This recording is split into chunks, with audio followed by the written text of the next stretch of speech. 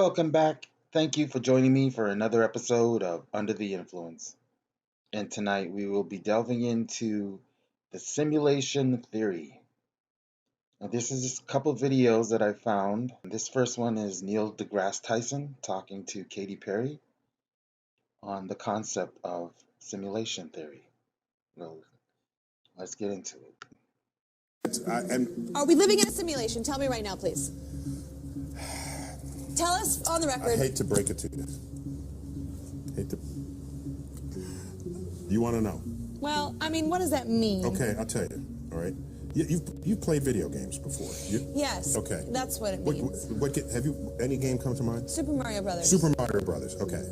Mario runs around, jumps. Yeah, because we push buttons. And he'll jump off a cliff, but then scurry and come back to the. All right. So he doesn't fall. Yeah. If you were in that game and you were a scientist, you would start asking yourself, well, what are the laws of physics in my world? And you'd come up with a portfolio of how things move, how things jump, how things fall. And this will be your canon of concepts that matter. Yeah. Okay. So I'm a scientist in Super Mario Brothers, and I decode all the laws that are operating there. You mean you get all the cheat codes? Okay, that makes you better at it. So there you are. Yeah, you warp tunnels that way. There you go. So there you are, and that's your world. Why is that any different from this world, where I'm a scientist trying to figure out how this world works? Okay, great. So now watch. I got your answer. Wait. So now watch. As our computing power gets more and more, gets stronger and stronger, and storage capacity gets greater and greater, we can, in principle, program much more than Mario. We can program characters that have free will. Yeah. Whoa, if you can program characters that have free will and let them go, they'll invent things, they'll discover things, they'll create simulations on their computers that they had just invented, and they'll give them free will. And this can be simulations all the way down. Right, simulation spirals. So I'm going to need a nap after this. I'm just going to let everyone know that's watching, I'm going to need one nap after this, because my brain is definitely gone. So watch. So we've got one real universe. Yeah. And all the ones buried within it are simulations. So now like parallel universes? Now I throw a dart. Which one am I most likely to hit? The one real universe or one of the simulations that are there?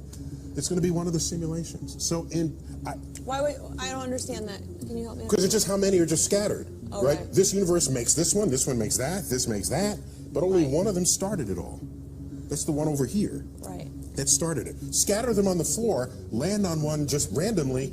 Chances are it's going to be somebody's simulated universe, programmed by some alien in his parents' basement, okay, who had super computing power and put in free will in the characters that are playing out their lives, and they think they are real.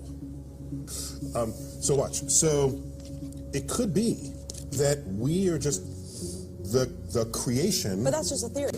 Well, it's a hypothesis, and it's hard to shake that hypothesis. Yeah, because you don't have a photo and you can't post it on Instagram. Right? But I do know that this world gets weird every now and then, which leaves me wondering whether the programmer got bored, and then he didn't do the update. When your phone just stops working, he's like, fine, I'll do the update. And then all of a sudden everything kind of works again in the world, right? Yeah, it's a reset. So so a simulation universe is that.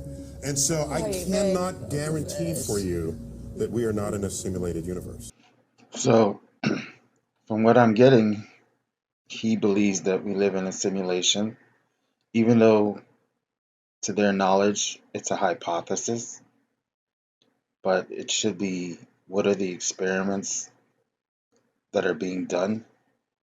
Maybe at CERN or through quantum physics is showing us that our reality is not what we think it is or what we've been told it is. So he didn't really go into detail on why he feels it's a simulation. He was just giving a basic reason for it to be a simulation? I don't know. I'm still learning. But this next video is another one of Neil deGrasse. And this is James Gates. He's a physicist. And they had I guess, a convention where they were talking about the simulation theory with other physicists. And see what they have to say.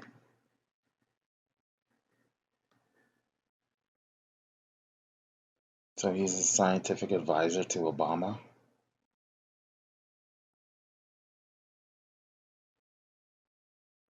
So where has this pursuit taken you? Oh my God. Where have you landed? Why would you ask that? I'm asking you that here and now. It's New York City. It's March 7th. Well, partly it's taken to these very strange images that are behind your head right now. These are pictures of equations. I've been, for the last 15 years, trying to answer the kinds of questions that my colleagues here have been raising. And what I've come to understand is that there are these incredible pictures that contain all the information of a set of equations that are related to string theory. And it's even more bizarre than that, because when you then try to understand these pictures, you find out that buried in them are computer codes just like the type that you find in a browser when you go surf the web.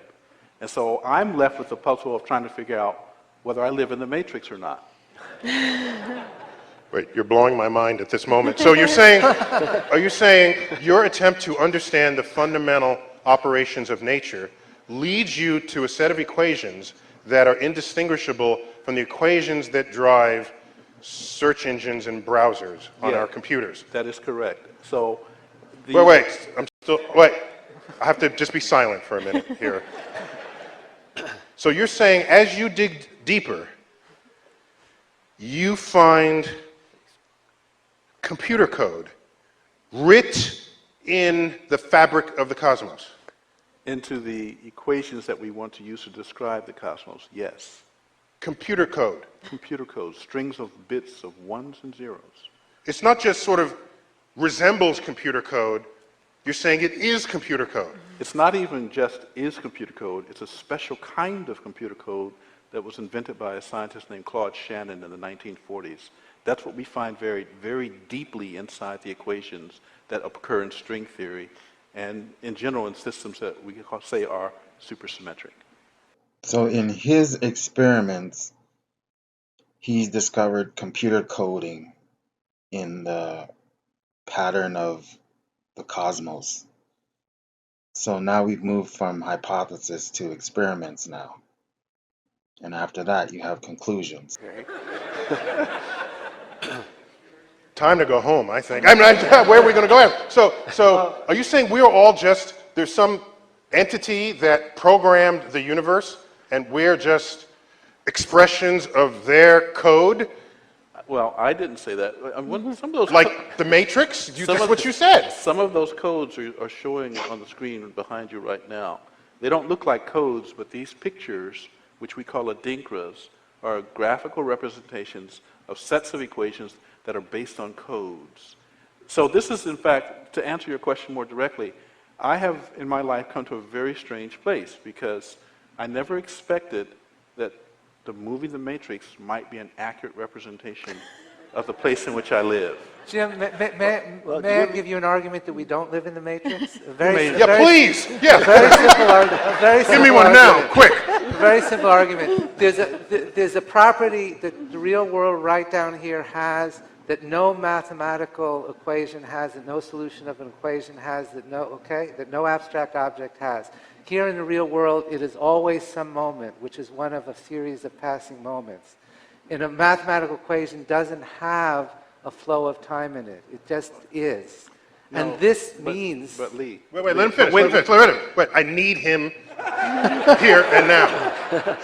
This means that, to me, that the ancient metaphysical fantasy that we quote are just mathematics cannot be true, because in a world that was just mathematics, there would be no moment of time. Why isn't there math as a function of time? I'm sorry. We solve those. These are differential equations. But then you lay the solution out. X is a... You're mistaking You keep using the word is, and I'm He didn't talking prove about the the word point. describe. The world is You see, Well, the whole mathematical. described is fine, but no, no, no, but then but we're not in the let me matrix. finish, please, Yeah. since we started with my discussion.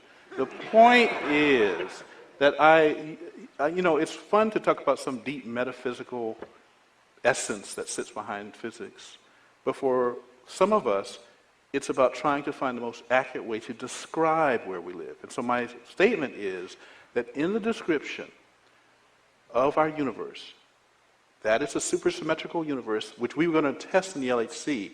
If you believe that description, I can show you the presence of these codes. That's my statement. So that was James Gates speaking about why he believes that this is a computer simulation from the evidence that he's acquired. Now, I can't prove what he has found is true or not. I'm taking his word for it. But there are other examples and experiments that show that we live in a mathematical universe. Everything is mathematical.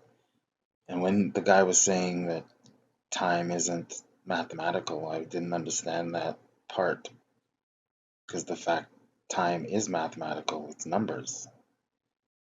So I didn't understand what the guy was trying to say, that we weren't living in a simulation. That just added more questions to me. So I'm not saying I know for sure we live in a simulation.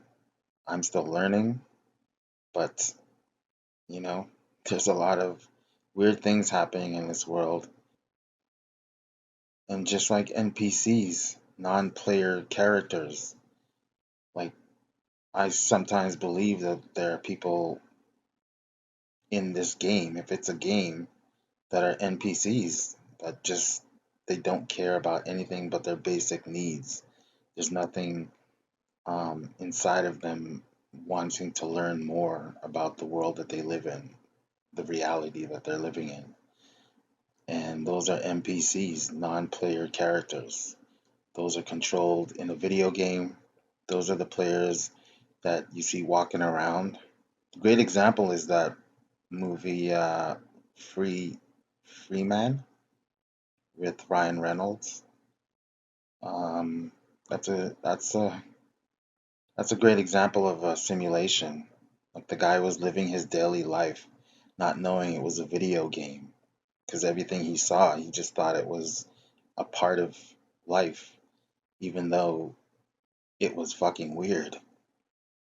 So, and that's what I mean by NPCs. Like there are people walking around oblivious to anything that's going on, and they don't care. That's not their program, maybe, to expand their mind and to learn more. But the few people who do want to learn more, like the people watching this video right now, you're part of something maybe different, or you're just here to discredit it and go back to your normal life and have no purpose other than to get a paycheck. Let me know what your thoughts are on it. What do you think of it? Do you think we live in a simulation? Or is this reality just what we always were told it was? Comment down below. Let me know. We'll see you next time. Under the Influence. Take care.